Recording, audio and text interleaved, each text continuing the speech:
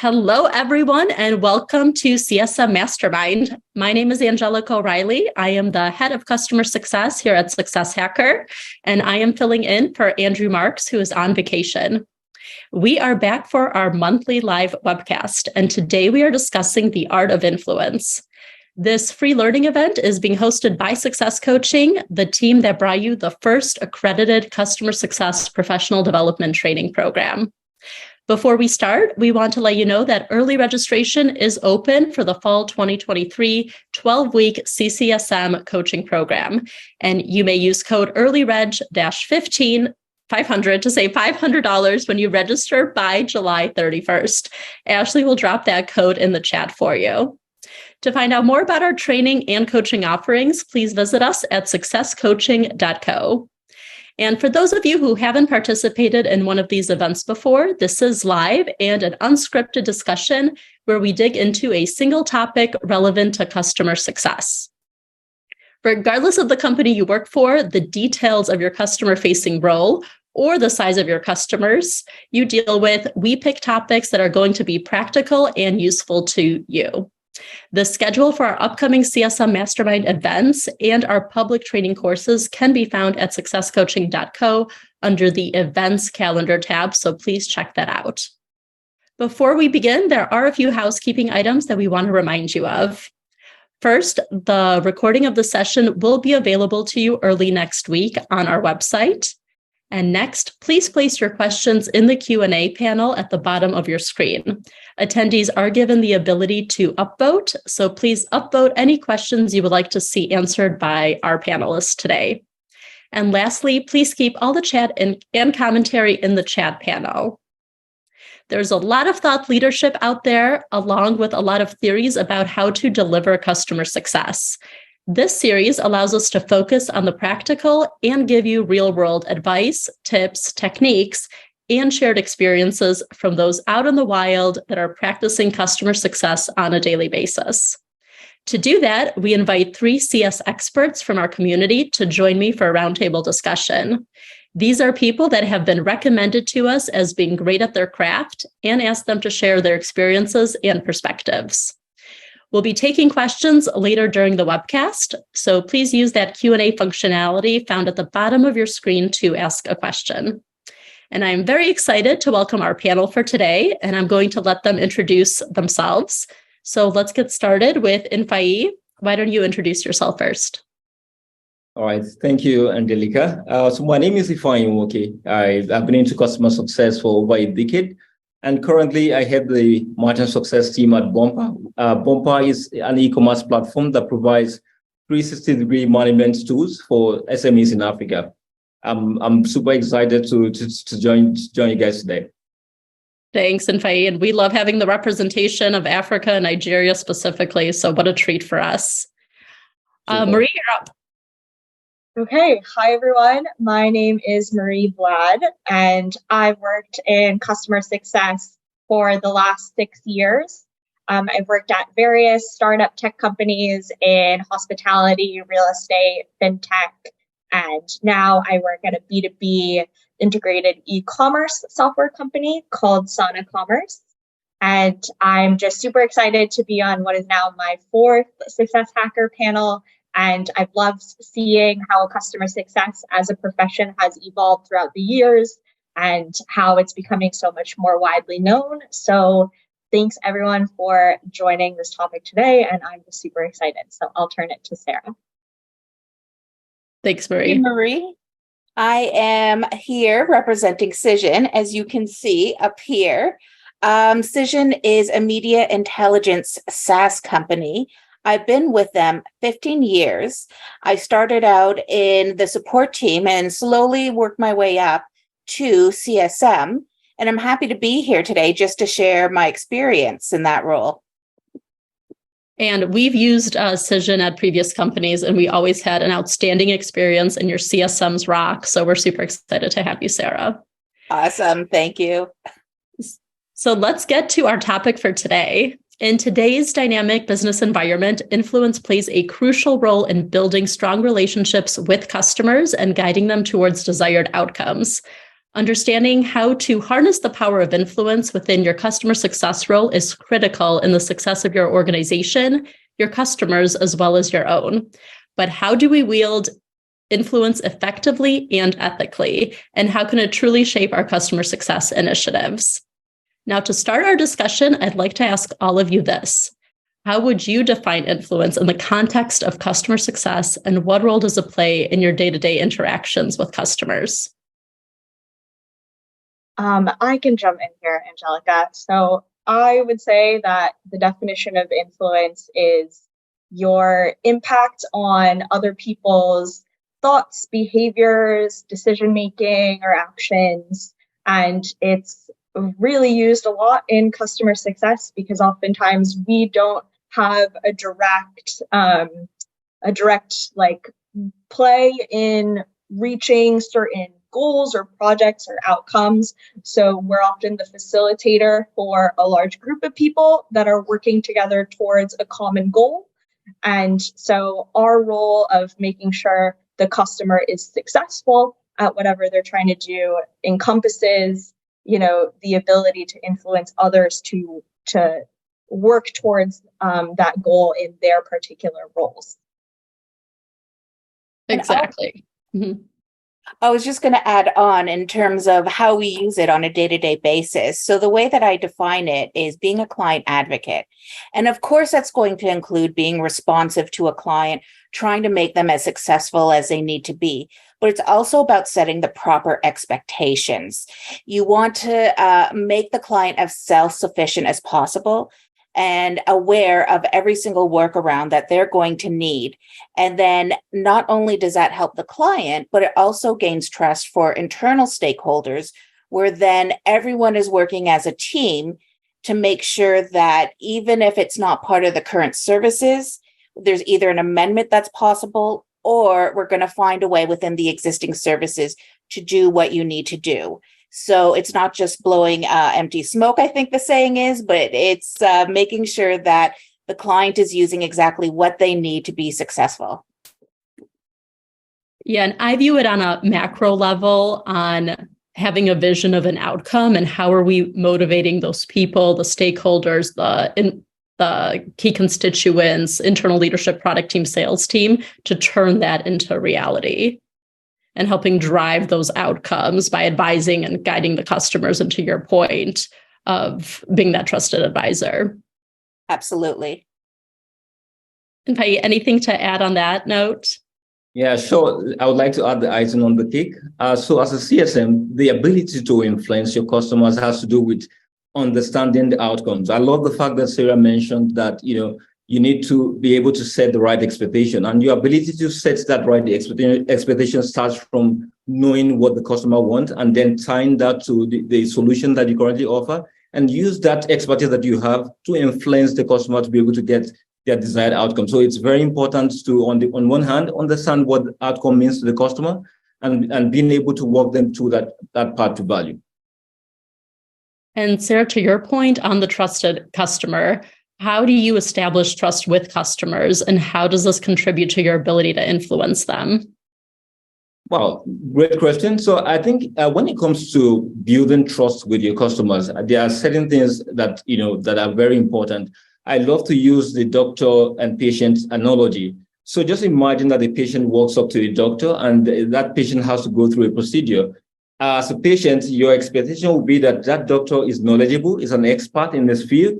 That doctor understands the different trends or, the different issues associated with that ailment and is in the right position to advise on how you need to treat that or how that will be solved, or providing different options as to how that particular, procedure would be carried out. And, being able to put that client, that patient at ease to say, look, I'm going to do A, I'm going to do B, puts you, in the right frame to, for your customer to be able to trust you. So bring it back to, the customer success world. To build trust with your customers starts from, being an expertise on, the products that you're currently selling, understanding the industry, the trends, how things are faring in the industry, and using all those knowledge to strategically advise the customer in the right path, setting recommendations based on objective and not just random, feedback, looking at the data and then strategically engaging that customer and giving the right feedback, And then I would also talk about, being, committed to that customer. You show genuine care that you want to serve that customer. The customer knows that, at any point in time, when things go bad, they can always reach out to you to ask for any clarification, to ask for questions, and you're always there to support them. So I say two things: expertise and being committed and genuinely caring about the customer. I think that's an excellent analogy, Ifeanyi.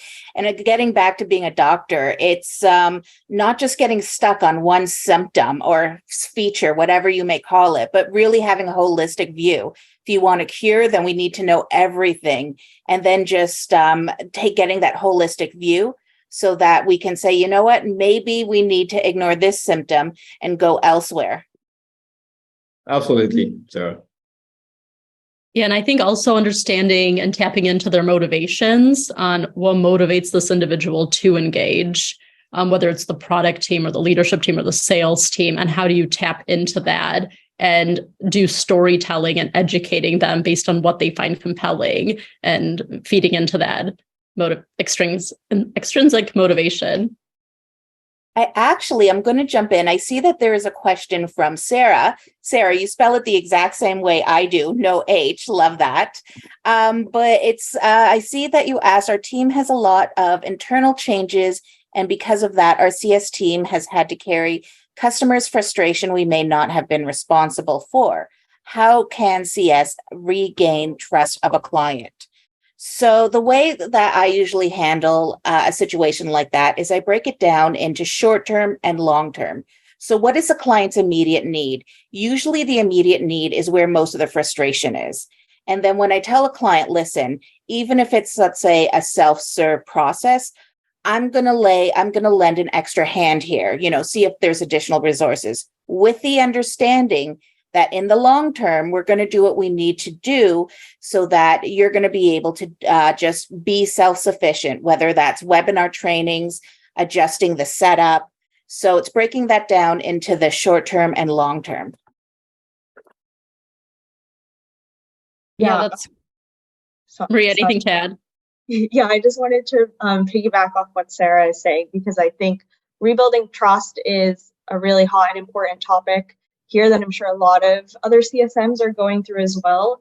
And I would think that the number one skill to building trust is to demonstrate integrity, because it's something that I learned as soon as I learned integrity as a vocab word, it's always stuck with me. It's saying what you're going to do and doing what you're going to say. At this tension point with a customer, the last thing they will want to hear is just fluffy words with empty promises behind them. So you coming in as a trusted advisor, you have to first earn that trust. And you can do that by finding small ways to help them, finding things that are within your control, and not promising things on behalf of others, but only on behalf of what you know and can do. And taking baby steps towards that short-term and long-term goal of rebuilding that trust over time. Love that. I see in the chat, we also have Alex who said under promise and over deliver. And I agree 100%. Yeah. Please keep posting questions to the Q&A, and then we encourage you to upvote them, and then we will open it up for Q&A in about 5 to 10 minutes, and we're happy to take all of the most upvoted questions and ask our panelists. So Ifeanyi, Marie, Sara, would love to know, what are some strategies or best practices that you recommend utilizing when trying to influence others? So as a CSM, I use something called the bottom-up approach, not bottoms-up like drinking, but bottoms-up approach. It's pretty, that saying, devil is in the details. So as a CSM, it's we often hear we're paired with an account manager quite often. And with an account manager, they're usually looking at it from top down, meaning, overall. But then as a CSM, everything at a detailed level. So for example, in my industry, it's a SaaS platform, meaning that I need to know what specific features a client is using on a daily basis. what kind of export are they doing? Are they prefer the Excel versus a Word or PDF? And then knowing those details then helps me work with the account manager, whether it needs to be an amendment, just or growing the account. And number one, making sure that that client is successful. That's great. Marie, and Ifeanyi, anything to add to that? Strategies or best practices that you recommend utilizing? Okay, so I would add one more point. I'll just piggyback on what Sara mentioned. So something I focus on, in terms of how I engage my customers, I try to build personalized relationship. So in our type of business, we have different customers, people who are into the clothing line, people who are into the beauty line, different types of industry. And you cannot build relationship without context. You need to understand the industry at which that customer is in, and try to understand what goes up and what comes down, understand the trends, the way things are happening, and being able to strike a conversation based on that, and then build that close knitted relationship with that customer. That way you're able to open that communication flow. The customer is able to trust you, and then they can rely on you. When you're giving advice and you're recommending any solution or any option to them, they are most likely going to go with your advice and lean towards you. That way, I'm able to influence them. I'm able to share tips and best practice on our solution to help make sure that they're able to get value. So I would say focusing on building not just relationship but personalized relationship with your customer. Yeah, and I think it's also conceptualizing, where are we now? Where do we need to go from here? What does that end state look like? Are there risks if we don't take action? Communicating what those are and helping those customers imagine on what it could be, and then getting their buy-in through that. And I think sometimes sharing what other customers have done to be successful helps them with that visualization or helps them with the storytelling as well. Absolutely. Yeah, I would also like to add to that, when you're trying to gain priority on something about one of your customers, and you're trying to identify solutions to a problem that your customer has brought to you. And maybe you're struggling with getting answers on what to do there. I think describing the situation, describing the pain point from the customer, creating empathy, and making them feel the pain of this problem, the impact of it, the potential repercussions if you don't act on it, and just aligning people on the same feelings, like creating those empathetic feelings amongst all the people who can help you rally towards a problem or just find a solution can make it feel like you're all working as one team on a problem. And just to add to Marie's point is, I think everyone here, it's when it comes to what we're discussing is active listening. That's probably one of the biggest things, is just knowing when a CSM needs to close their mouth and open their ears. Exactly. That's a good TLDR on what active listening is, and asking the right questions at the right time. So this is also a good segue in, how do we influence internal stakeholders and team members to ensure that customers' needs are being met, and what are some of the best practices that you're doing to achieve that? I think it goes back to the original answer that I gave, was setting expectations. So it's not about just gaining the client's trust. It's about gaining those internal stakeholders. If they know that you're setting the right expectations and not promising the world to the client, they're more likely, the stakeholders, are to go above and beyond for you. So it's a relationship that goes both ways. It's, hey, production, I need A, B, or C. So then production, if they tell you what they need, you need to follow up on that as well. And then make sure that you're relaying it properly to a client. One of the, skills that a CSM needs, I call it being a translator, going from client speak to production speak and vice versa. Yeah, I also think with internal stakeholders, it's what's important to them. Do they care about revenue and upsells and expansions and net recurring and annual recurring? And it's structuring the voice of the customer and how it's going to impact their bottom line or their growth trajectory or another seed investment. And so knowing what's important to those stakeholders and then positioning whatever you're trying to accomplish with that end in mind, and ideally powering that with data. Do we have critical mass on this request, or how is this going to impact a $100,000 or $1 million renewal with a Fortune 500 company? Yeah, data is a huge factor that you could use. I would also say that getting direct customer quotes on why the solution that we already have for what's probably a common problem is not workable for that specific customer.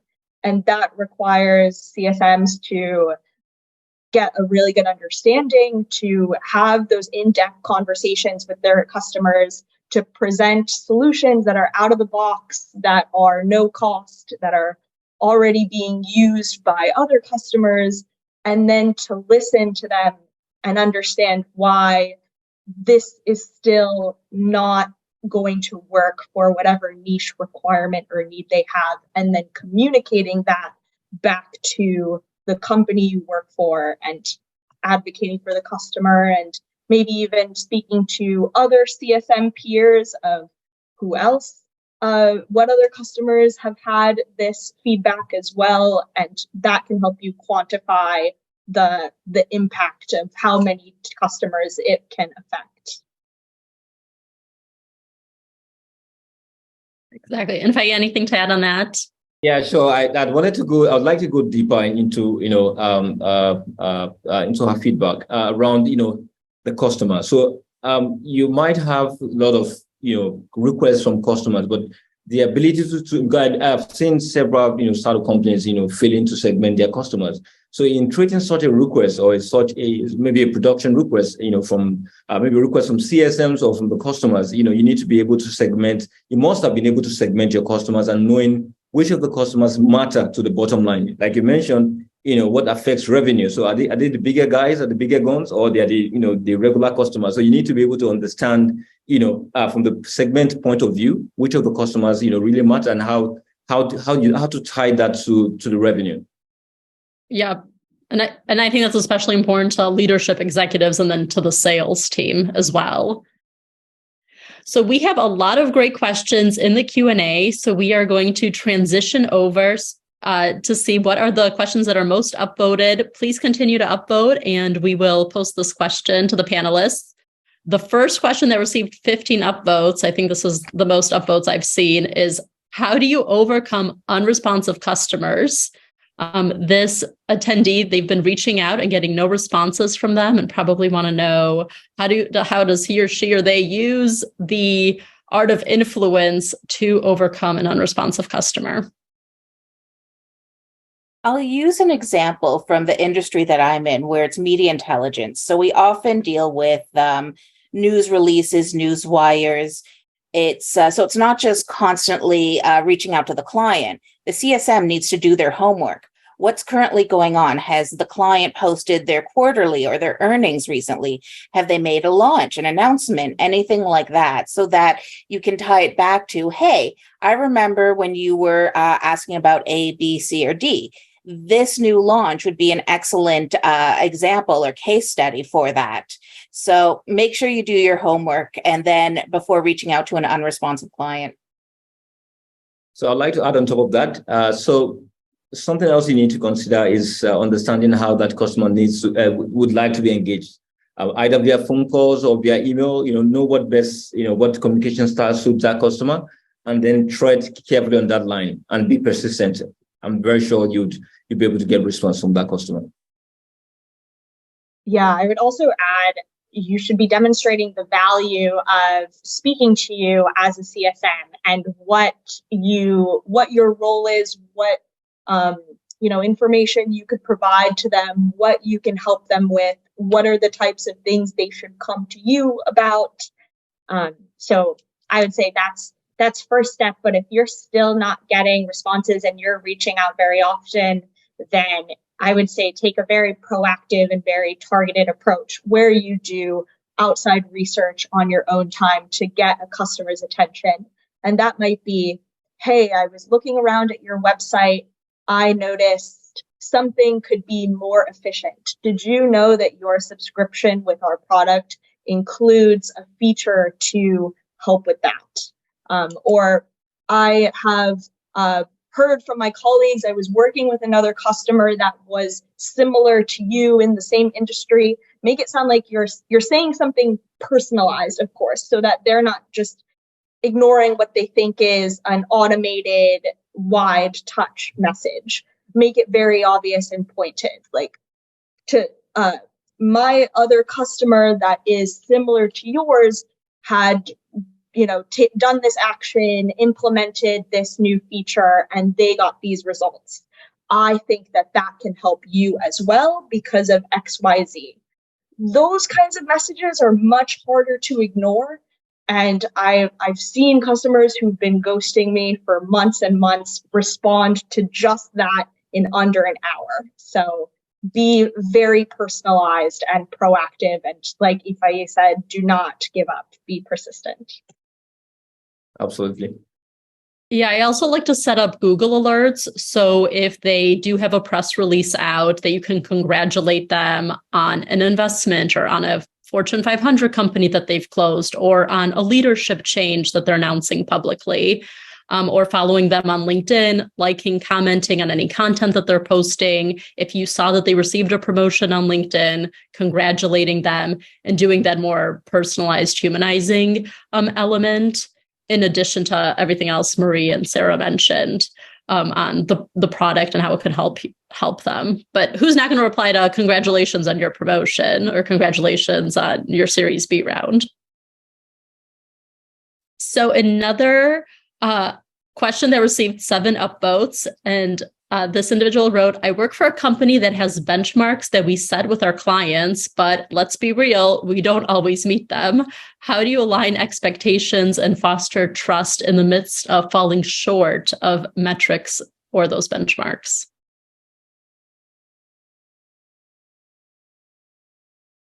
Who wants to? Well, I'm just trying to think of a very specific example, but it would be, let's say you're falling short in one area. Maybe it's, so let's say there's 3 benchmarks where it's being proactive, it's training, and just, let's focus on those 2. So proactive, let's say you're need to get a response and not getting a response based off of proactiveness. It's, well, are there training options? What are the various formats that you can send it out in? Does it have to be specific to like a webinar? Can it be email correspondence? Customize it to a client. And then, so aside from just changing the format for reaching those KPIs, it's, are you able to then, is your organization going to allow you to, let's say, focus more on one KPI? So let's say it's 110% for one versus 80% for another. It's that in and of itself will say, you know what? Okay, looking at this, maybe it evens out. But I guess it's going to be specific to your KPIs. I'd like to add to that. So I would like to flip the script. So it could be that you set maybe 2-3 KPIs around maybe onboarding or maybe implementation, and out of 10, the management is saying that you need to achieve 9 or you need to achieve 8, and then you proceed with you implement your engagement strategy. You are engaging your customer. You're trying to make sure they're able to utilize the feature. You're able to train them, and along the line, something isn't happening. So it is very important as a CSM to proactively first figure out. So I want to believe that you must have had a poor KPI coming into the next month, and you are able to identify what could be those issues affecting the ability of the customer to be able to move past the set benchmark. So it could, let's assume it could be onboarding. Customers aren't finding the right resources to get onboarded. After much training, you aren't getting that collaboration from the customer to be able to jointly walk them through the path to value. So you need to start by identifying those roadblocks. what it could be internally, it could be an internal roadblocks where we need to impute maybe in-app guides or resources to help the customer. It could be on the customer's end. So you need to be able to identify what that problem is, bring it back to the management. If it's something that the management needs to sit on, if it's something that you need to take an action on, you take an action. If it's something that you need to work with the customer to resolve that, or to engage with more stakeholders to get buy-in, then you need to do that. So you need to understand what's impeding that growth, or what's impeding that benchmark that has been set by the management. Yeah. And I think to add to that, it's that humanizing approach on, I know that we missed the benchmarks.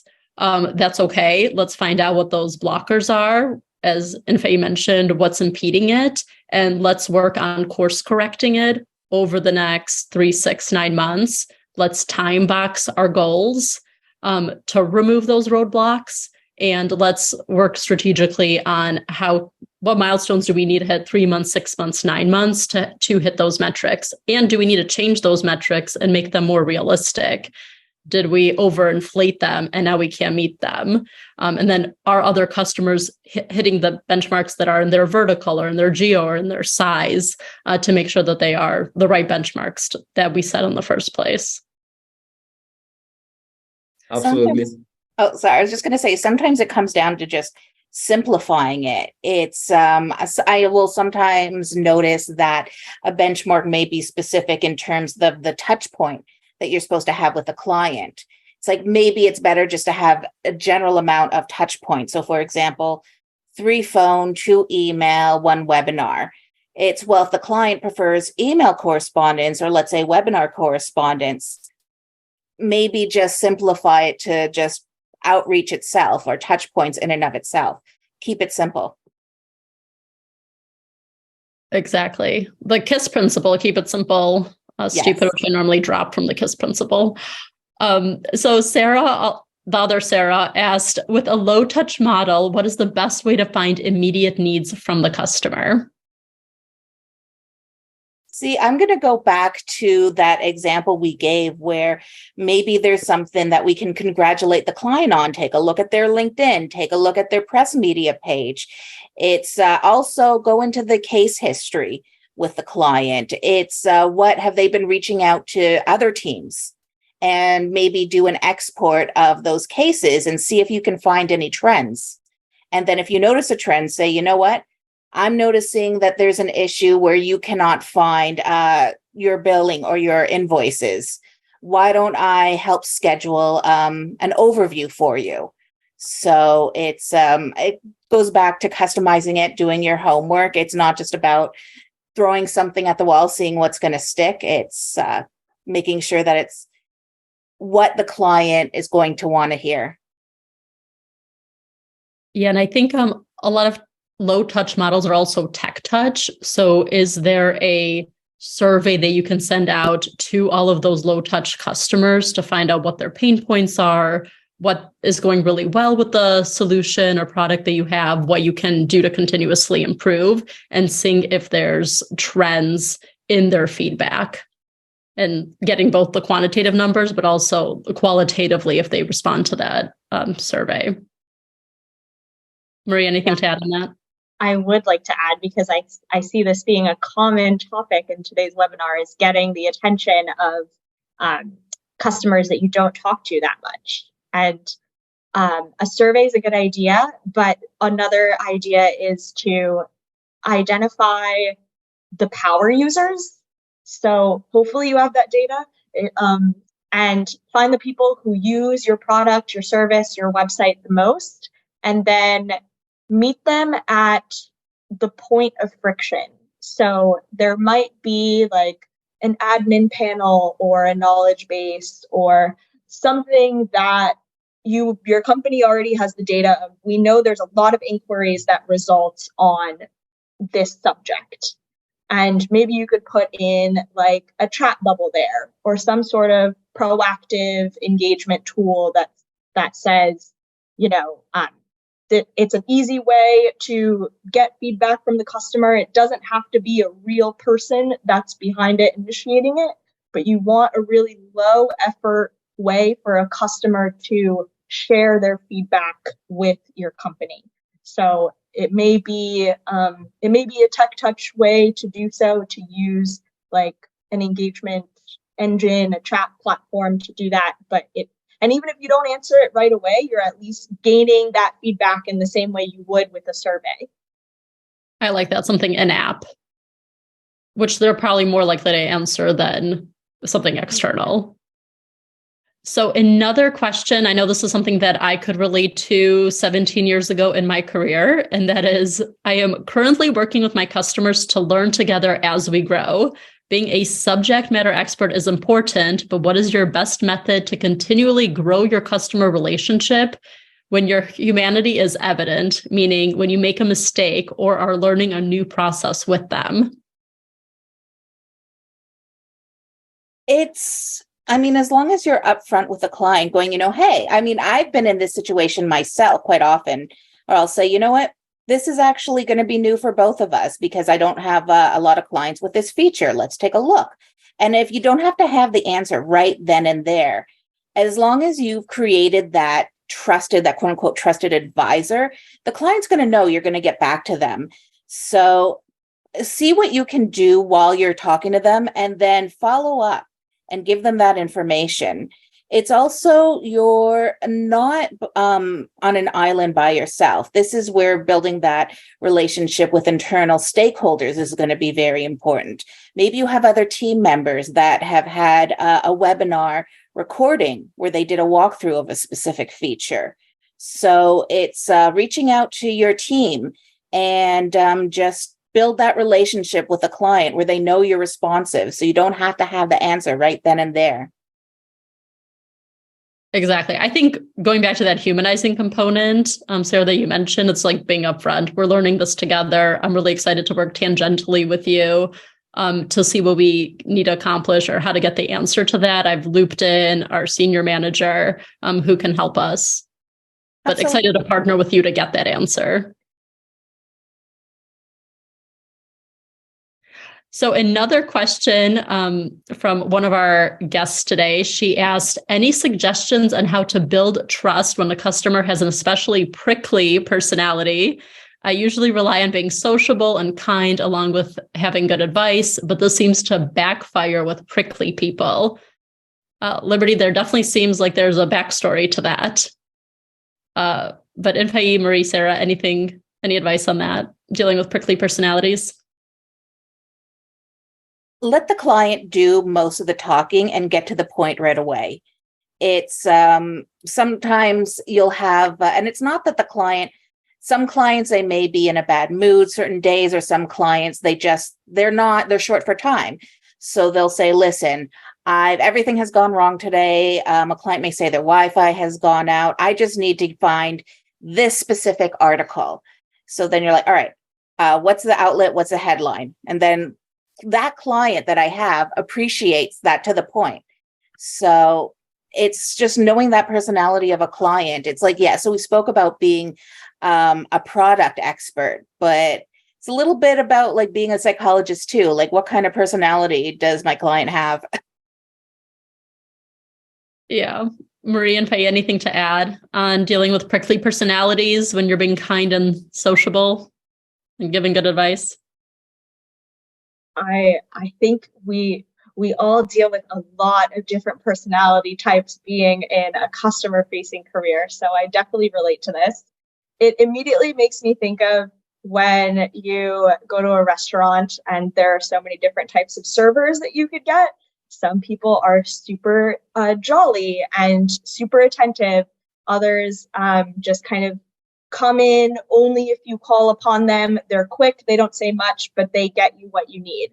And what you need as the diner, as the customer, could vary throughout your meal, throughout any other time that you may come to this restaurant, because the truth is we are all humans. A lot of it depends on mood or what else is going on that day, what else is impacting our lives outside of this meeting that we may be having.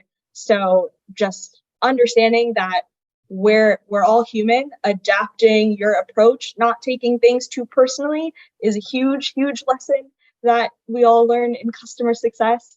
And what I try to do is Just adapt, match their energy. If they're being quick and snappy, then I won't be talking slowly. I will be also being quick and snappy. And a question that I like to ask straight up, if somebody sounds frantic or just like they're in a hurry, I'll just say, what do you need? And that's a very simple question that they can answer in a couple sentences. And then it's just, okay, I understand the need, or maybe I don't. I have a follow-up question. Here's what I can do or what I can't do. And you've just taken a pragmatic approach that way.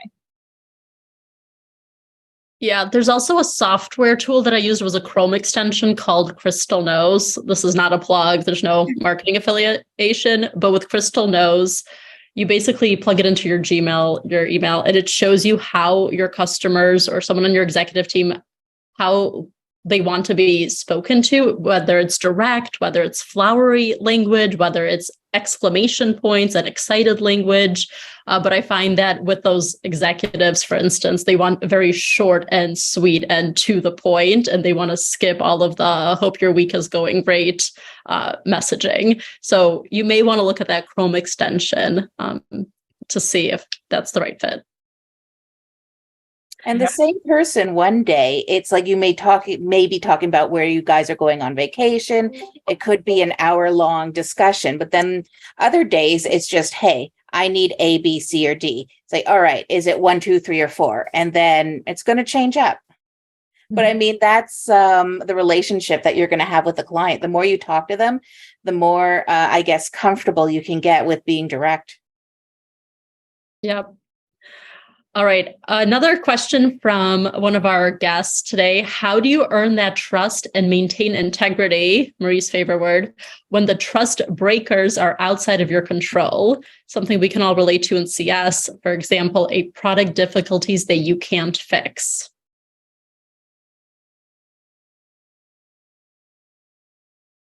Well, first thing I would wonder, has it been a consistent issue or is it a glitch? Reason why I would break it down that way is because if it's been something consistent and ongoing, at that point, I will ask to see if there is a product expert or maybe a head of a programming team that can jump on a call with, let's say, a very strategic client.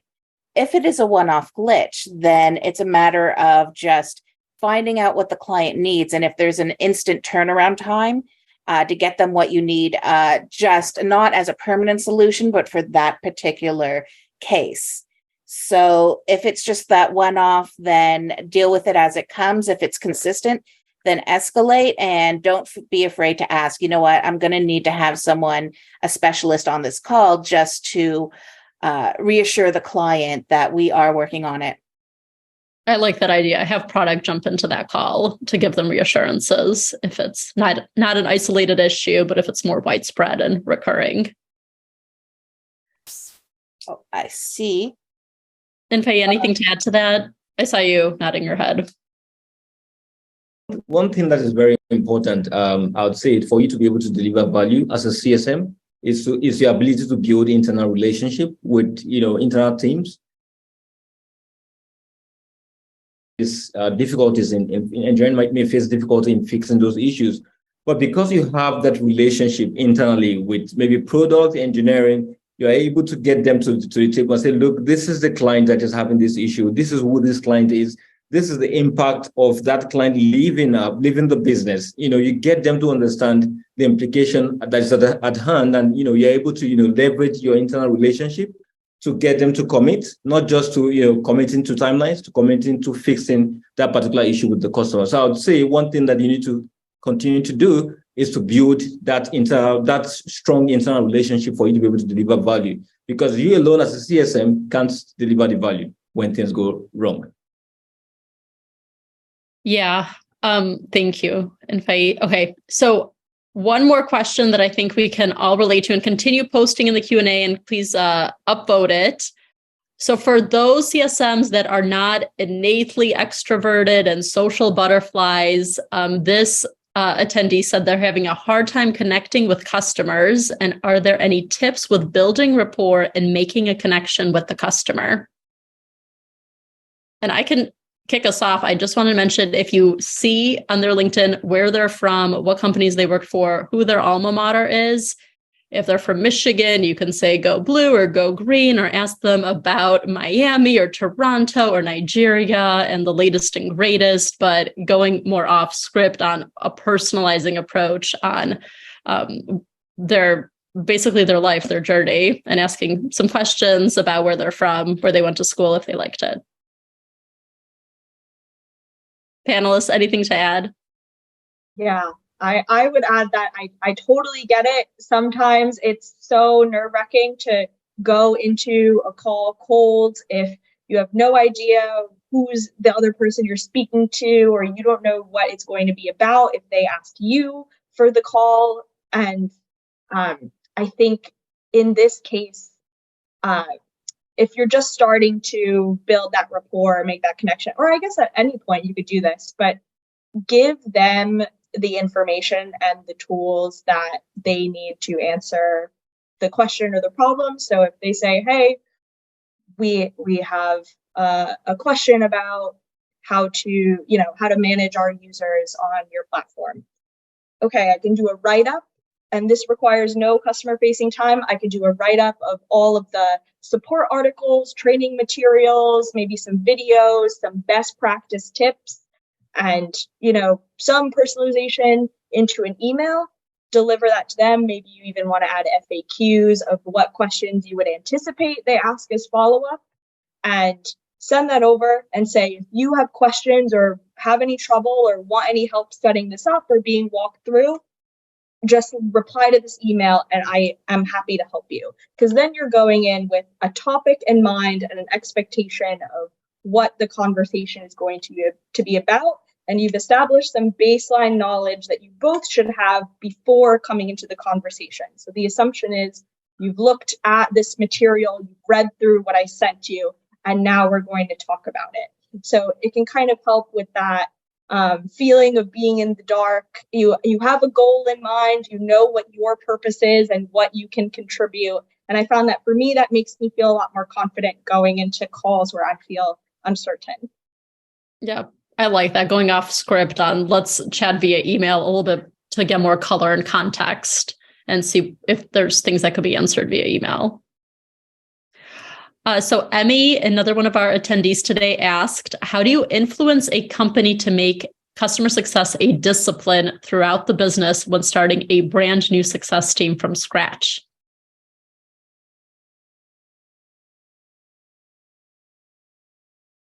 Who wants to kick us off?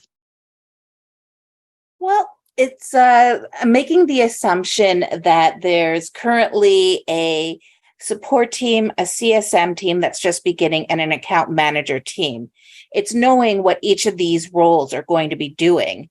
So we've been talking holistically, but again, devil's in the details. So what on a day-to-day basis, which of these, so take one account, what is a support rep going to do? What is a CSM doing? And what is the account manager doing?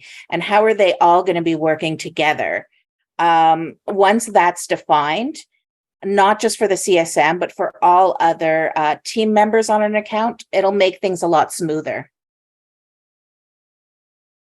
Yeah, Emmy, and my advice, so having worked at a few tech companies here in DC and watched them grow and scale from 0 to 10 million and bringing in a CS business function, it's the influence for the company is really, how do you help this company grow its revenue, grow its customer base, grow its reviews on G2, and setting up what those goals would look like, working with the leadership or executive team of these are what our upsell goals would be. This is what the cross-sell goals will be, renewal goals, brand ambassadors, G2 reviews for marketing campaigns, and sharing with that leadership team on my goal is to partner with you to help grow revenue or grow the customer base. Yeah, speaking about obstacles, you can also walk it back to the product. What type of product is that business, selling? Is it an enterprise product?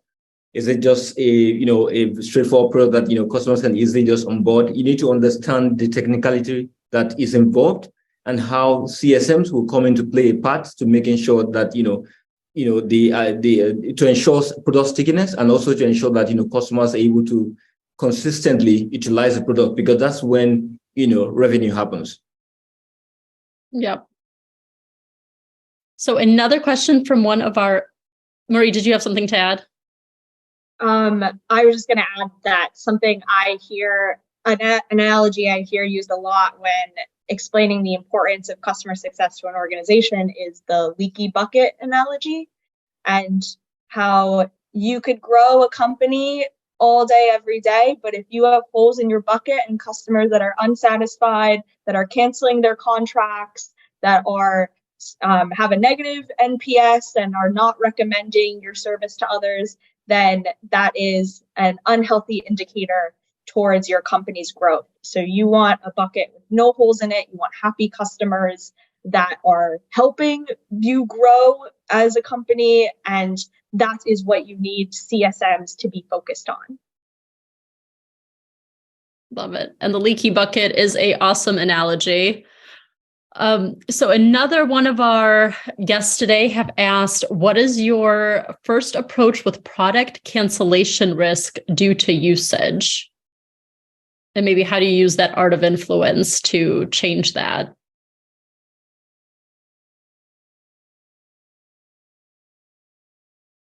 Well, first sorry, go right ahead. Go. No, it's okay, Sarah, go ahead. I was just going to say, it's take it from the CSM will reach out directly to the power user, but then this is where the CSM and the account manager have to be in communication with each other, because don't ever assume that the end user is communicating to the decision maker. It could be that the decision maker thinks that they need A, B, or C, but really, in reality, it's the end user finds out that they need something completely different. So then if you're communicating with the account manager, why or why not they're using specific features, or why they're frustrated because they don't have access to certain features, as opposed to canceling, you can amend it.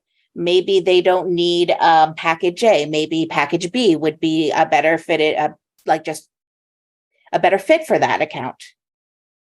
I like that. You can always downgrade services, and maybe your main point of contact isn't talking to the key decision maker or the influencer to drive that product adoption. That's great, Sarah. And I think using that high and wide approach, that you don't just have one person who's an advocate for your org, for your product, but you have a high approach, hierarchically, and then wide, where you have multiple people who are ideally power users, who can also help drive enablement or drive adoption of the tool. It gets into the bottoms-up approach too, where the very specific features or filters, whatever you call it, that the client is most often using. Yeah, I really like the downgrade approach to help at least retain some of the revenue as well. So Laura is asking, I'm curious for context, does this panel also represent CSMs that double as account managers? If that means we have revenue targets as well, then yes, that is the case for me. And are your revenue targets, Marie, cross-sell, upsell, and renewals? Yes. Okay. What about you, Sarah? For us, it's renewals, and it's also upsells, but more of identifying upsells. Okay. So, yeah, GRR and a combination of just lead identification.